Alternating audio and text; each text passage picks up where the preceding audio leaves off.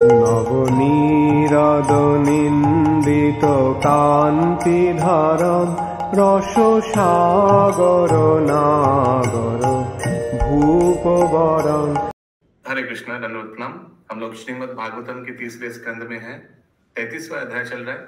आज हम लोग श्लोक संख्या 14 से कंटिन्यू करेंगे, 14 से 22 तक करेंगे। श्रीमद् भागवतम 3.33.14 टू 22, 14 नंबर श्लोक। अभिक्ष्ण अवगाह कपिसान अपेक्षण अवगाह कपिशान जटिलान कुटिलालकान आत्मनां चोग्र तपसा बिभ्रति चिरनां कृशम।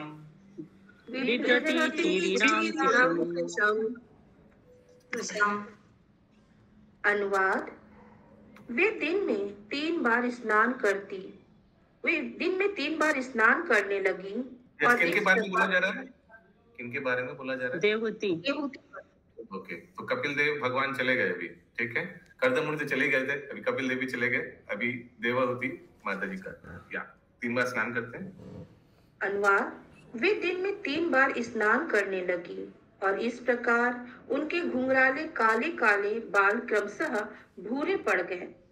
तपस्या के कारण उनका शरीर धीरे धीरे दुबला हो गया और वे पुराने वस्त्र धारण किए रही।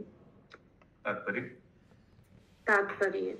योगी, ब्रह्मचारी, वानप्रस्थ तथा सन्यासी दिन में कम से कम 3 बार प्रातः, मध्याह्न तथा संध्या काल स्नान करते हैं। यहाँ तक 3 बार, मिनिमम 3 बार स्नान। हाथ उठाइए, देखिए कौन कौन योगी यहाँ है। एक जन बस। हम 2 ही बार करते हैं, ज्यादा नहीं करते। 2 बार करते हैं। 2 बार, ओके, वेरी गुड। आगे आप मने on the process, work in progress. Yes, आगे। यहाँ तक कि कुछ गृहस्थ, विशेष रूप से ब्राह्मण, जो आध्यात्मिक चेतना में उन्नत होते हैं, वे भी इसका पालन करते हैं। देवहूति एक राजा की पुत्री और राजा के ही समान महानुभाव की पत्नी थी। यद्यपि श्री कर्दम मुनि राजा ना थे, किंतु अपने योग्य बल से उन्होंने देवहूति को दासियों सहित तथा समस्त ऐश्वर्य के साथ रखा। किंतु उन्होंने अपने पति के रहते ही तपस्या सीख ली थी, अतः उन्हें संयम बरतने में कोई कठिनाई नहीं हुई।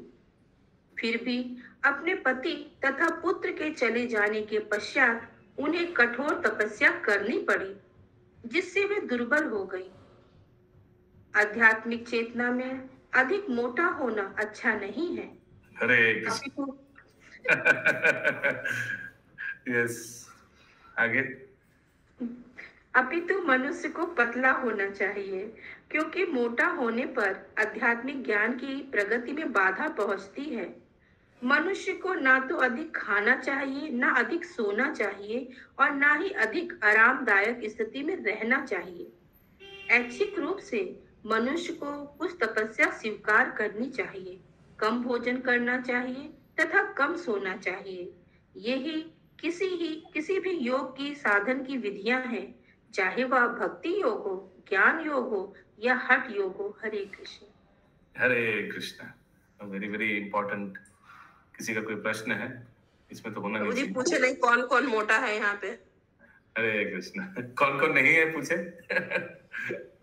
हरे कृष्ण। ओके, अगला श्लोक। प्रजापते कर्दमस्य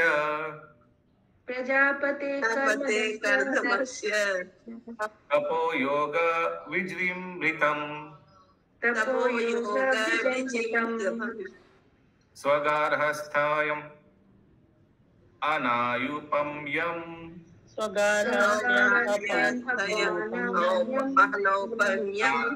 वैमानिकैरपि।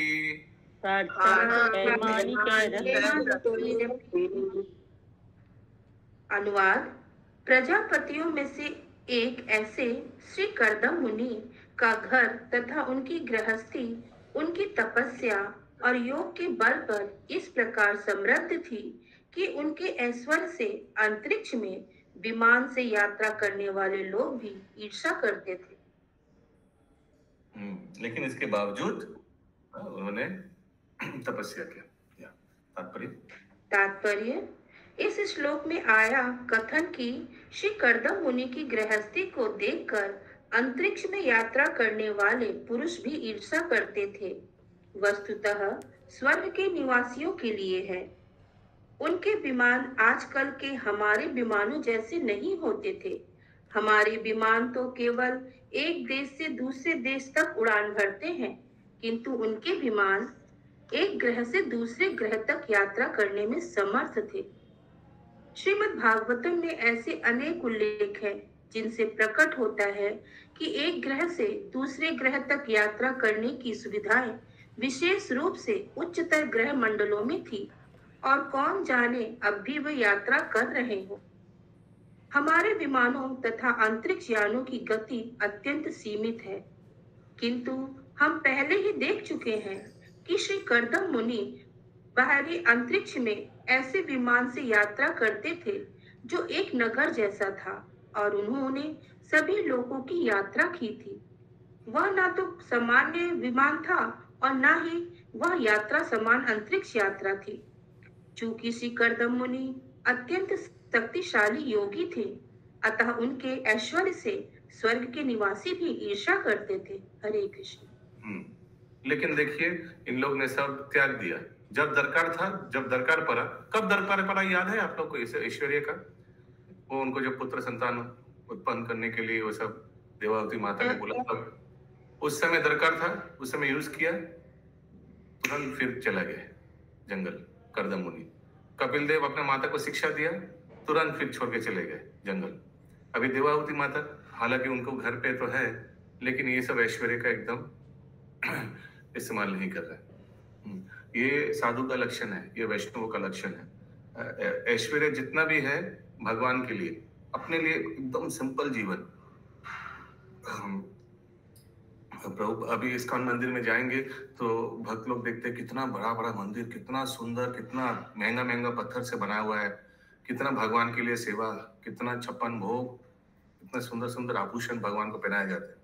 लेकिन वही इस्कॉन मंदिर में अगर आप लोग ब्रह्मचारी आश्रम में जाएंगे तो देखेंगे एक एक रूम में ब्रह्मचारी लोग कितना छोटा छोटा जगह में रह रहे हैं,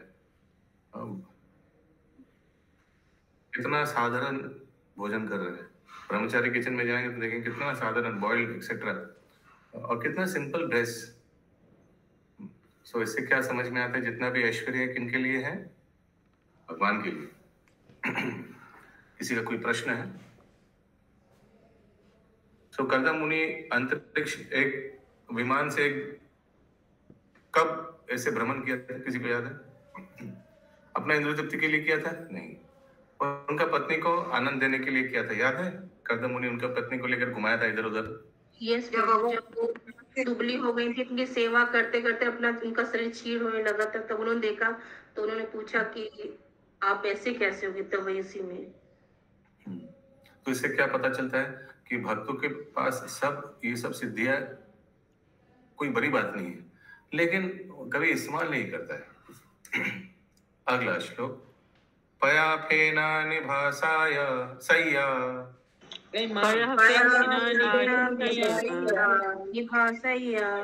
दांत रुक्मा परिच्छदः आसनानि च हेमानि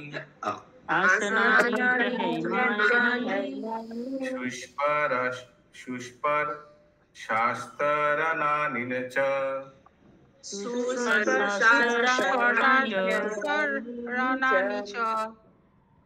अनुवाद। यहाँ पर श्री कर्दम मुनि के घरेलू ऐश्वर्य का वर्णन हुआ है। चादर तथा चटाइयाँ दूध के फेन के समान श्वेत थी।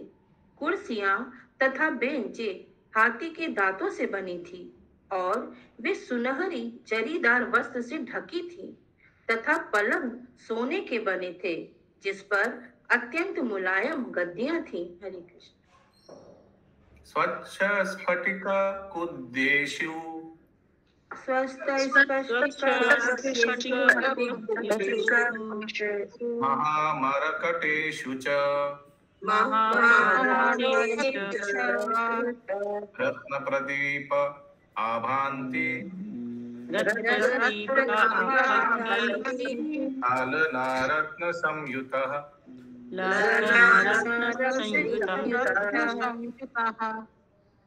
अनुवाद। घर की दीवारें उत्तम कोटि के संगमरमर की थी और बहुमूल्य मणियों से अलंकृत थी।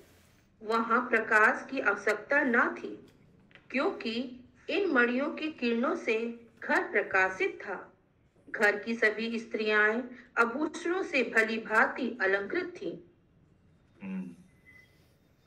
ऐसे मणि भगवान भगवान भी आभूषण में पहनते थे ना, उसीलिए कहीं कहीं अंधकार में चोरी, माखन चोरी करने में हेल्प होता था, याद है? यस प्रभु, पकड़े जाते थे। तात्पर्य। इस कथन से पता चलता है कि गृहस्थियों का ऐश्वर्य बहुमूल्य मणियों, हाथी दांत, अच्छे संगमरमर तथा सोने और मणियों के बने साज सामान से प्रदर्शित होता था। कपड़े भी सुनहरी जरी से युक्त थे। प्रत्येक वस्तु का वास्तविक मूल होता था। वहां आज के जैसा सामान न था जो मूल्य रहित प्लास्टिक या निम्न धातु का बना होता है। प्रभुपाद के समय भी था ये सब प्लास्टिक। हम सोचा प्रभुपाद के प्रकट के बाद, नहीं तब भी प्लास्टिक था। आगे। वैदिक सभ्यता का ढंग यह था कि घरेलू कामकाज में जो भी वस्तुएं प्रयुक्त होती थी वह मूल्यवान थी। आवश्यकता पड़ने पर तुरंत ही इसका विनिमय किया जा सकता था। इस प्रकार यदि किसी का सामान टूट भी जाए तो उसका भी मूल्य होगा। आज भी भारतीय लोग अपने घरों में इसी पद्धति को अपनाते हैं। वे धातु के बर्तन तथा स्वर्ण आभूषण या चांदी के बने बर्तन और सोने की जरी वाले मूल्यवान रेशमी वस्त्र रखते हैं, जिससे आवश्यकता पड़ने पर विनिमय में उन्हें तुरंत कुछ धन मिल सके। उधार देने वालों तथा गृहस्थों के बीच ऐसा विनिमय चलता है। हरे कृष्ण।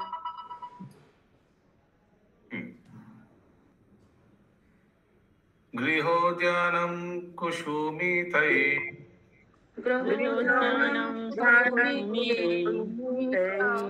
राम्यं भावं राद्रुमे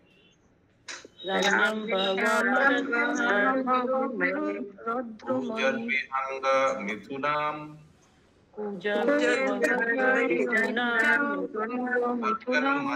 मधुवृतम्।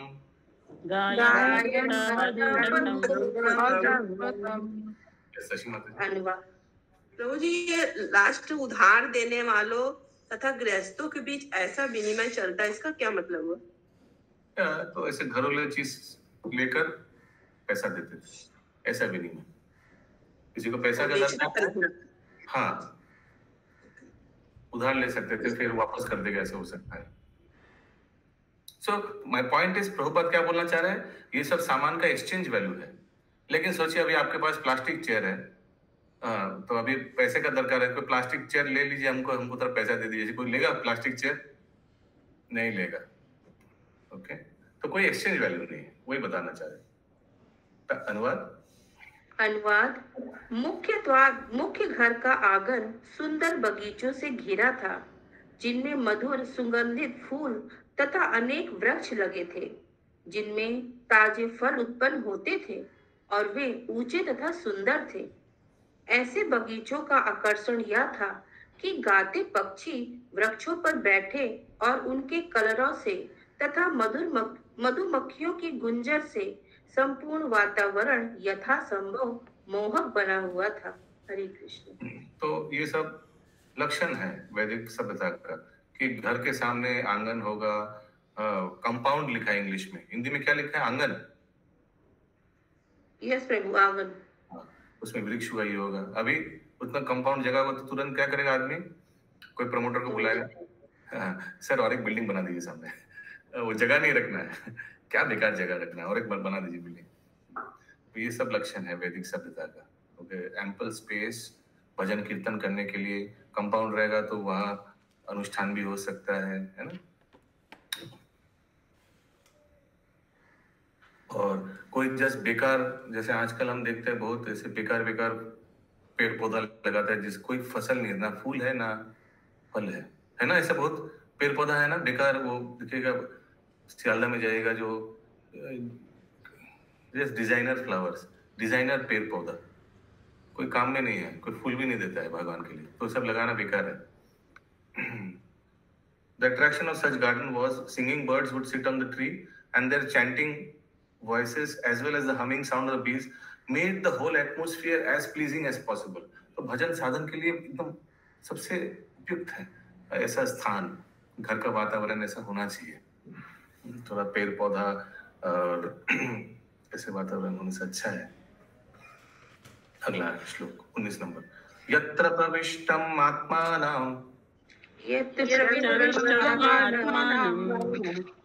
विबुधानुचरा जगु वाप्यम उत्पल गांडीन्यम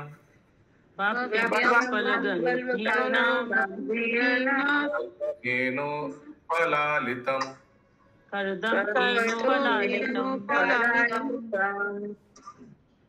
अनुवाद। जब देवहूति उस सुंदर बगीचे में कमल फूलों से भरे हुए ताल में स्नान करने हेतु प्रवेश करती तो स्वर्गवासियों की संगी गंधर्वगण श्री कर्दम मुनि के महिमा में गृहस्थ जीवन का गुणगान करते। देवहूति के महान पति श्री कर्दम मुनि उन्हें सभी कालों में सुरक्षा प्रदान करते रहे। So this is also one of the ये भी एक हस्बैंड का कर्तव्य है कि वाइफ को हमेशा सुरक्षा प्रदान करना। तात्पर्य इस श्लोक में आदर्श पति पत्नी का संबंध अत्यंत सुंदर रूप से वर्णित है। श्री कर्दम मुनि पति रूप में देवहूति को सुख के सभी साधन प्रदान करते थे, किंतु वे अपनी पत्नी के प्रति तनिक भी आसक्त न थे।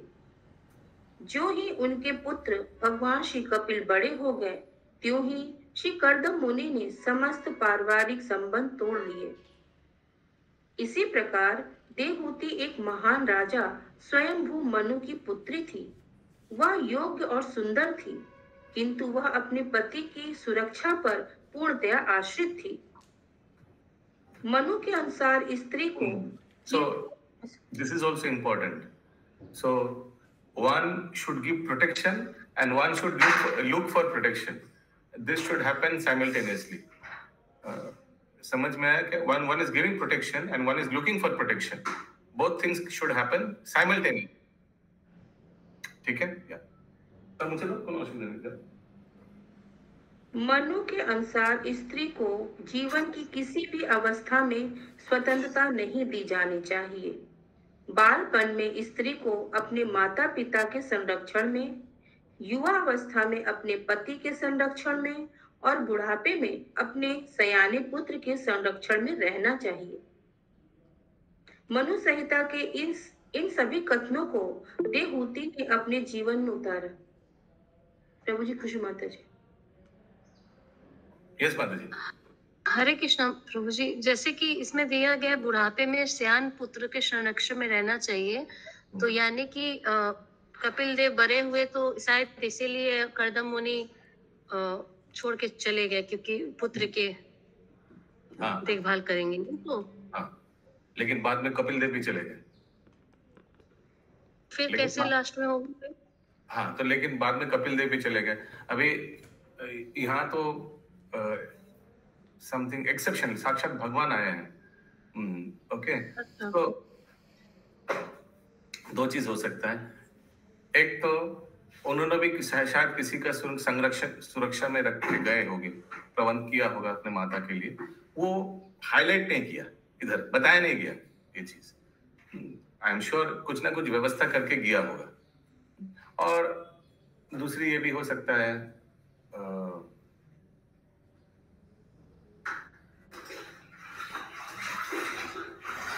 कि और भी कुछ शायद पड़ोसी ऐसे, जैसे हमेशा प्रश्न आता है कि अगर किसी का पुत्र संतान ना हो तो बुढ़ापा में फिर उस माता को किसके संरक्षण में रखा जाएगा, ये पूछते रहते लोग। तो इसका उत्तर यही है कि घर में जो बुजुर्ग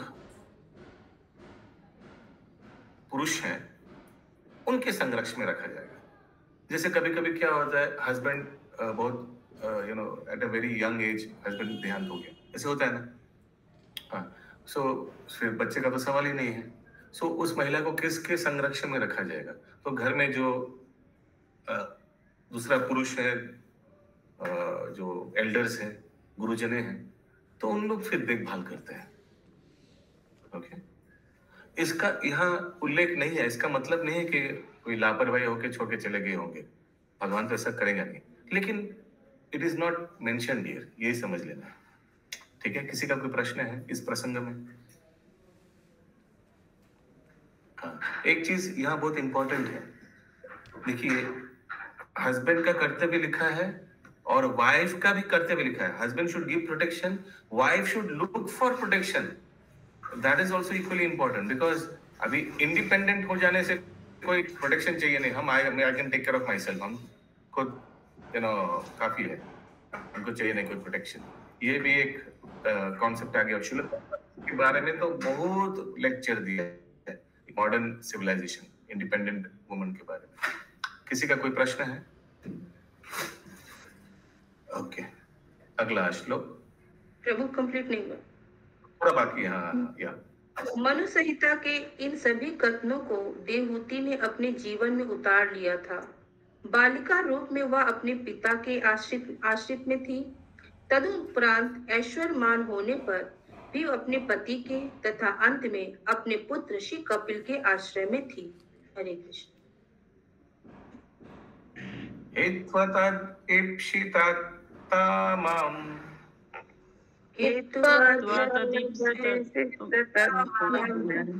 आप्याखान दला योषितम्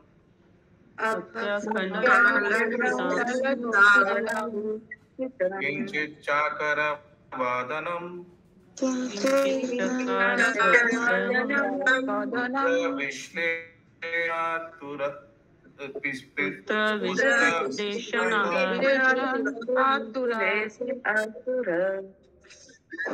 अनुवाद।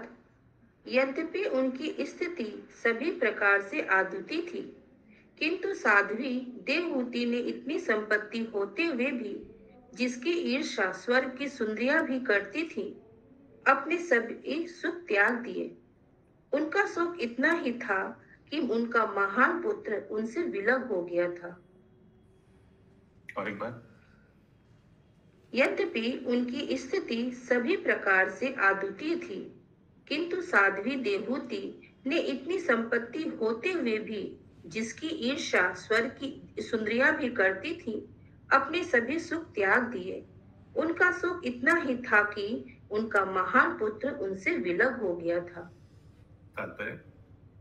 तात्पर्य, देवहूति को अपने भौतिक सुख छोड़ने का तनिक भी दुख न था, किंतु वे अपने पुत्र के वियोग से अत्यंत शोकाकुल थी। यहाँ यह प्रश्न पूछा जा सकता है कि जब देवहूति को अपनी समस्त भौतिक सुख सुविधाएं त्यागने का कोई शोक न था, तो उन्हें अपने पुत्र के जाने का इतना शोक क्यों था? वे अपने पुत्र के प्रति इतनी आसक्त क्यों थी? इसका उत्तर अगले श्लोक में दिया गया है। उनका पुत्र भगवान श्री कपिल सामान्य पुत्र न था, वे भगवान थे। कोई व्यक्ति भौतिक आसक्ति को तभी त्याग सकता है जब उसकी आसक्ति परम पुरुष के प्रति हो। इसकी व्याख्या श्रीमद् भगवद गीता में हुई है, परम दृष्टा निर्वर्तते। जब किसी में आध्यात्मिक अस्तित्व के प्रति रुचि होती है, तभी वह भौतिक जीवन के प्रति उदासीन रहता है। हरे कृष्ण। हाँ, एक उदाहरण देता हूँ। सोचिए, पुत्र बहुत नालायक है और माता पिता को भजन साधन नहीं करने देता है घर पे, तो उस समय माता पिता को क्या करना चाहिए? वैष्णव माता पिता को पुत्र का त्याग कर देना चाहिए। एब्सोल्युटली, पुत्र का त्याग कर देना चाहिए। हाँ, पुत्र से आसक्त रहकर ऐसा नहीं कि 4 नियम को त्याग कर देना चाहिए। ऐसा नहीं करना चाहिए। पुत्र बोले नहीं नहीं नॉनवेज बनाओ हमारे लिए, तुम भी खाओ, तुमको खाना पड़ेगा माँ। हाँ, तो फिर क्या करना चाहिए? अगला श्लोक। वनम प्रव्रजिते पात्या वनम प्रव्रजिते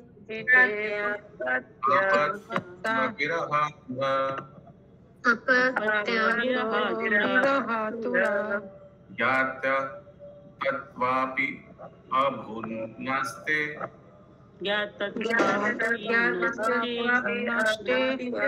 वत्से गौरीव वत्सला।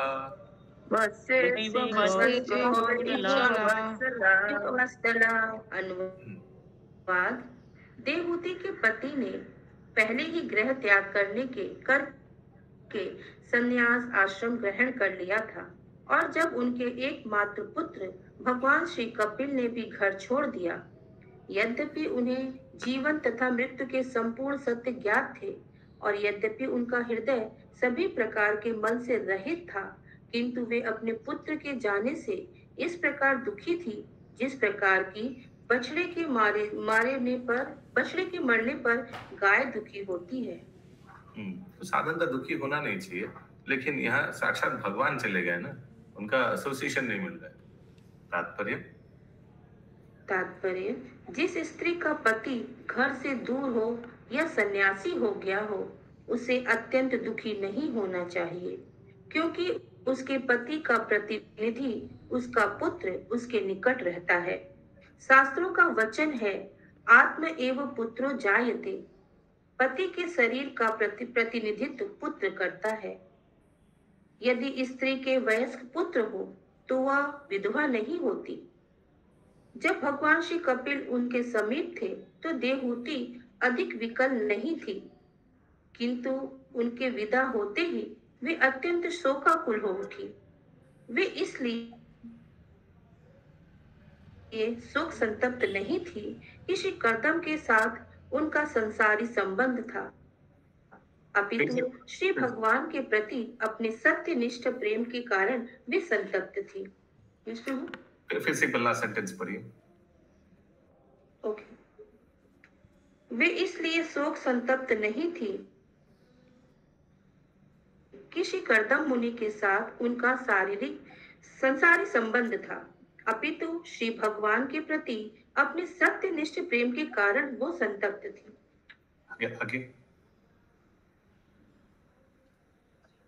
यहाँ उदाहरण दिया गया है कि देवहूति उस गाय के तुल्य हो गई जिसने अपना बछड़ा खो दिया हो। अपने बछड़े से बिछुड़कर गाय रात दिन तड़पती रहती है।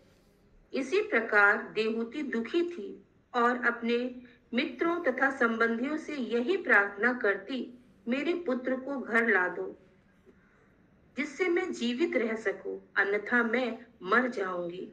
पूर्ण पुरुषोत्तम भगवान के प्रति यह प्रगाढ़ स्नेह यद्यपि अपने पुत्र प्रेम के रूप में प्रकट होता है, फिर भी वह आध्यात्मिक दृष्टि से लाभप्रद होता है। अपने भौतिक पुत्र के प्रति आसक्ति होने से मनुष्य इसी भौतिक अस्तित्व में रहने हेतु बाध्य होता है, किंतु वही आसक्ति श्री भगवान के प्रति स्थानांतरित होने पर उसे वैकुंठ लोक में श्री भगवान की संगति में ले जाती है। आगे। हर स्त्री अपने आप को देवहूति के सदस्य योग बनाकर श्री भगवान को अपने पुत्र के रूप में प्राप्त कर सकती है। यदि पूर्ण पुरुषोत्तम भगवान देवहूति के पुत्र रूप में प्रकट हो सकते हैं, तो वे अन्य किसी स्त्री के भी पुत्र के रूप में प्रकट हो सकते हैं। हाँ, तभी जब वह स्त्री सुयोग्य हो।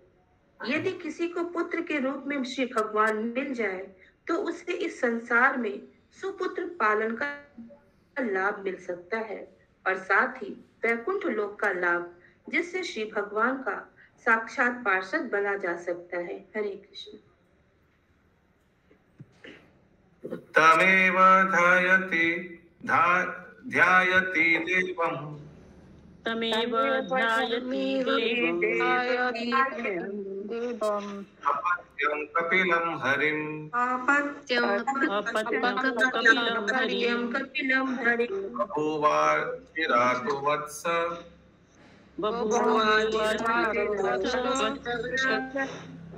निष्पृहा तादृशे गृहे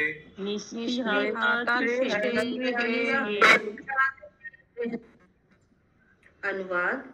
हे विदुर, इस प्रकार अपने पुत्र पूर्ण पुरुषोत्तम भगवान श्री कपिल का ध्यान करती हुई वे शीघ्र ही उत्तम रूप से सजे अपने घर के प्रति अनासक्त हो उठी।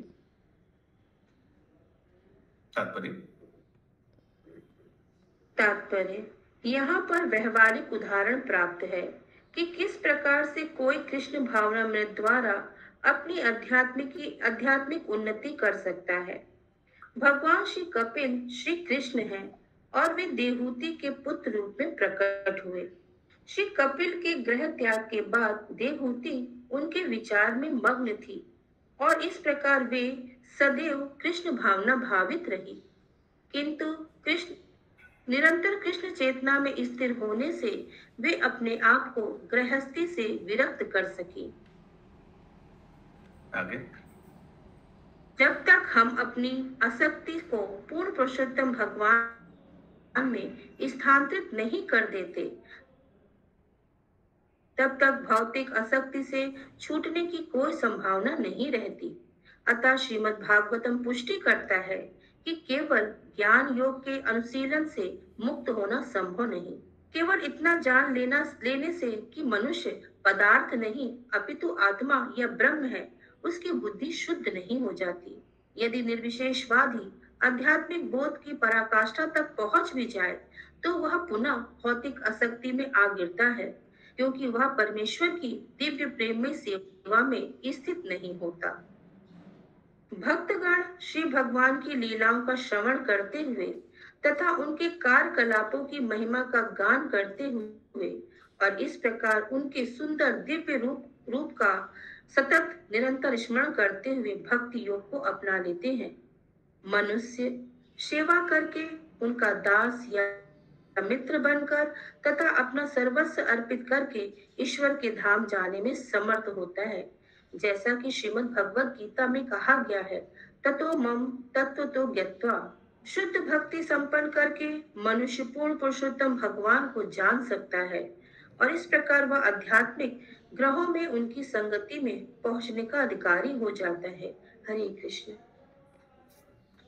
ग्रंथराज श्रीमद् भागवतम की जय। जय जय